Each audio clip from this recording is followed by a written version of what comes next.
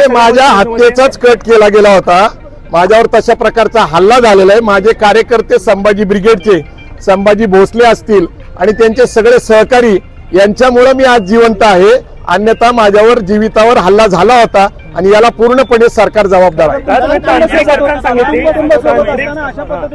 नाही, आता कुटुंब बरोबर असलं काय, गौरी लंकेश तर स्त्रीच होती ना, तर जी विचारधाराची लढाई आहे ती संपूर्णपणे ही समता, बंधुता, न्याय, स्वातंत्र्य आणि मानवतेची लढाई आहे।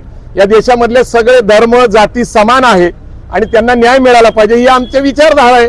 शिवराय फुले शाह आंबेडकरांची विचारधारा मांडत असताना कुणाला जर ते आवडत नसेल तर मला हा काही जो झालेला हल्ला आहे हा काही सोपा नाही, याच्या मागे मोठा कट आहे।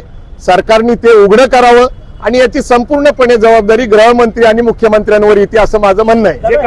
भाजपचे पदाधिकारी अशा पद्धतीचं देखील आता सोशल मीडियावर निश्चितच ते संभाजी ब्रिगेडच्यावर ज्यावेळेस हल्ला करतात त्यावेळेस ते विरुद्ध विचारसरणीचे आहेत, हे निश्चित आहे। ते भाजपचे कार्यकर्ते आहेत, ते शिवधर्म प्रतिष्ठानच्या नावाने काम करतात। त्यांचं आमचं 2 वेळा संभाषण झालं, त्यांचा आग्रह होता की छत्रपती संभाजी ब्रिगेड असं नाव करा। तांत्रिक अडचण अशी आहे की सचिन कांबळे यांनी संभाजी ब्रिगेड ही जी संघटना आहे तिच्या पुढे छत्रपती संभाजी ब्रिगेड नावाने ऑलरेडी मुंबईमध्ये रजिस्ट्रेशन केलेलं आहे आणि धर्मदाय आयुक्ताकडे नाव बदल करण्यासाठी आपण आग्रह धरला तर पहिली ती संघटना एक तर ती रद्द केली पाहिजे किंवा त्या संघटनेबरोबर आपण सामावून घेतलं पाहिजे।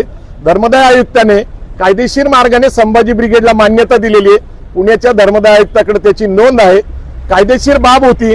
आमचं त्यांच्याशी संभाषण चालू होतं, परंतु त्यांचा अग्रेसिव्हपणा हा काय फक्त छत्रपती संभाजी ब्रिगेड नाव करण्यामुळं किंवा संभाजी ब्रिगेड याच्यामुळे संभाजीराजेंचा अपमान होतो ही गोष्ट खरी नाहीये।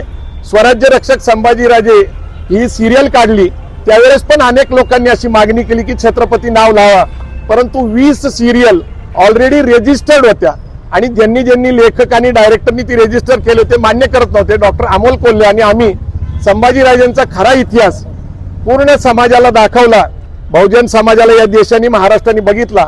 त्यावेळेस सुद्धा अशा अनेक धमक्या आल्या होत्या की त्याचं नाव छत्रपती संभाजी महाराज सिरियल करा, म्हणजे ती सिरियल होती अमोल कोल्हेंची।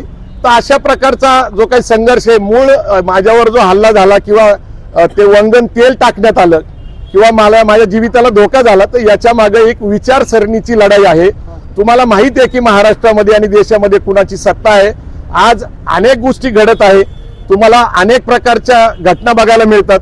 कधी ईडीच्या माध्यमातून लोकांना अडकवलं जातं, SITच्या माध्यमातून, इन्कम टॅक्सच्या माध्यमातून। मी एक फाटका सामाजिक कार्यकर्ता आहे, हा कधी मी बोलत नाहीये सध्या, मी अर्थकारण, उद्योजकता, व्यावसायिकता। मी काल उस्मानाबादला होतो, म्हणजे धाराशिवला, तिथं रोटरीज क्लबचा कार्यक्रम होता, तिथेही मी उद्योग व्यवसाय करावा, अर्थकारणाकडे कार्यकर्त्यांनी वळवावं, हे 2018 पासून मी काम करतोय। चांगलं अर्थकारण करावं हा आमचा उद्देश आहे, परंतु आमच्या चांगल्या उद्देशाला जर काळिंबा फासायचा असेल तर आमच्यावर हल्ले केले जातील। एकीकडे तरुण बेरोजगार आहे आणि अशा बेरोजगार तरुणांना आपण हत्यार म्हणून वापरत असाल, आज ना उद्या ज्यांनी माझ्यावर हल्ला केला त्यांना निश्चित पश्चाताप होईल। मला त्यांच्याबद्दल काही राग नाहीये, माझा कुठला निषेध नाहीये, पण याच्या मागे जे षडयंत्र आहे ते 2 विचारसरणीचा जो संघर्ष आहे हा मूळ चर्चेचा विषय आहे।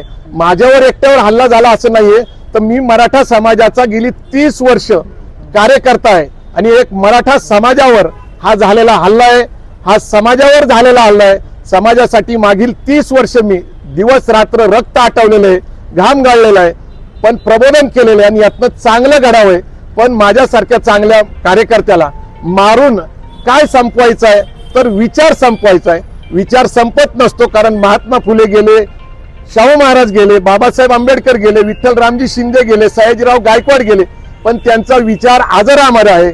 हा विचार जर कुणी दाबवण्याचा प्रयत्न करत असाल तर हा विचार दाबला जाणार नाही। मी तुम्हाला सांगतो की आजपासून हा विचार अधिक ताकदीने लोक मांडायला सुरुवात करतील, कारण आम्हाला मानवता पाहिजे, समता पाहिजे, बंधुत्व पाहिजे, न्याय पाहिजे आणि या देशाची राज्यघटना अबाधित राहिली पाहिजे। जय जिजाऊ, जय शिवराय। स्वामी समर्थांबद्दल पण तुम्ही अनादर केलात असा त्यांचा आरोप आहे। ठीक आहे, असं आहे की मूळ विषय असा आहे की राज्यघटनेच्या चर्चेवर बोलत असताना, धार्मिक गोष्टीचे स्पष्टीकरण देत असताना ज्ञानेश महाराव माजी संपादक चित्रलेखा यांनी काही मतं मांडली होती, त्याच्याबद्दल त्यांनी स्वतःही क्षमा मागितलेली आहे, त्यांच्यावर कोर्ट कचेरी झालेली आहे। मला माहिती आहे की अक्कलकोट च्या विषयावर आमचा वाद झालाय, पण आदरणीय जन्मेजय राजे भोसले तिथले प्रमुख आहेत, ते राजे आहेत आणि त्यांचा सन्मान जर माझ्या हस्ते करायची इच्छा असेल तर त्यांना माहिती आहे ना घडलेल्या घटना काय आहेत.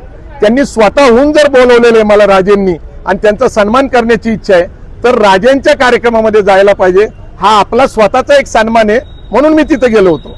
अक्कलकोट स्वामींबद्दल जे काही ज्ञानेश महाराज बोललेत गेल्या वर्षी त्याच्याबद्दल स्वभाव झालेला आहे, चर्चा झालेली आहे, देवस्थानची चर्चा झालेली आहे. आमचे अनेक प्रमुख कार्यकर्ते तिथं अन्नछत्राच्या ठिकाणी काम करतात. अनेक मतं वेगळी असतात, सगळ्यांची मतं म्हणजे आमची मतं आहेत, ही गोष्ट खरी नाहीये. भूमिका काय असणार आहे पुढची? नाही, आता भूमिका आता स्पष्ट करता येणार नाहीये. ही आता एक वैचारिक लढाई आहे आणि ही दीर्घकाळ चाललेली. संरक्षणाची मागणी करणार आहे? नाही, असं आहे की जर संरक्षणाची मागणी करायची वेळ आली तर मी पहिला संभाजी ब्रिगेडचा राजीनामा देईल.